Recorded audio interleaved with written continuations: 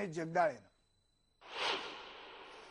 आदर्श प्रकरण मुख्यमंत्र्यांना अखेर भोवलंय आणि या सगळ्या प्रकारानंतर हायकमांडने अशोक चव्हाण यांचा राजीनामा स्वीकार केलाय। या सगळ्यानंतरच्या घडामोडी काय असणार आहेत याबाबतच बोलण्यासाठी आपल्याबरोबर काँग्रेसचे प्रदेशाध्यक्ष माणिकराव ठाकरे आहेत। आपण त्यांच्याशीच बोलूया।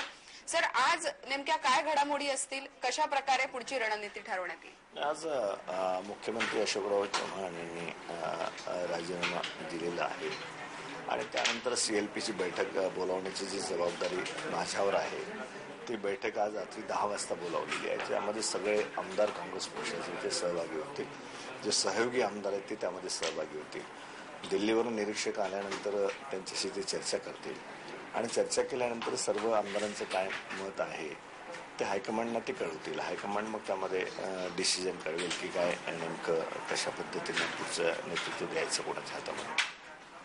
तर अशा प्रकारची कोशिश आहे ती पुन्हा आम्ही करतोय।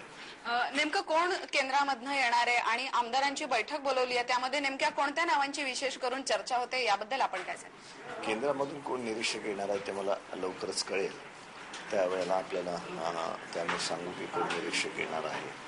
बैठक विधानसभेमध्ये 10व्या माळ्यावर अशा प्रकारची बैठक बोलावली आहे, त्यामध्ये सगळेच सदस्य त्यामध्ये भाग घेतील। 3 नावांची चर्चा विशेष करून पुढे येताना आपल्याला पाहायला मिळते। एक प्रकारचं मग लॉबिंगही आमदारांचं असेल ते सुद्धा सुरू झालेलं असेल। कोणती नावं आपण विशेष करून सांगाल जी पुढे आहात?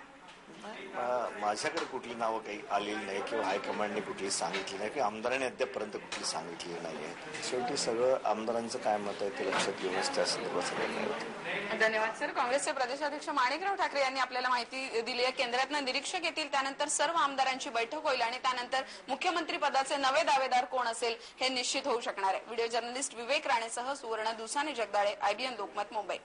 सर्व आमदारांची बैठक झाल्यावर आपल्याला कळणार आहे की नवीन मुख्यमंत्र्याला पसंती जी आहे ती कोणाला